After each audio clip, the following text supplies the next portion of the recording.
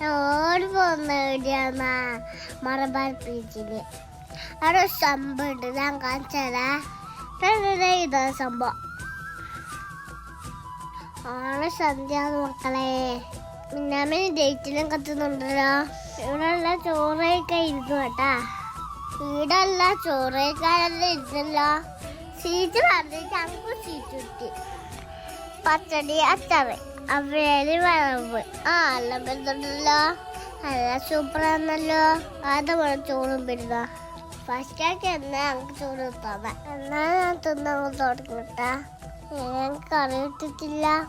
കറിയും കൂട്ടി പപ്പടവും തിന്ന് ചോറ് തിന്ന് മോനെ.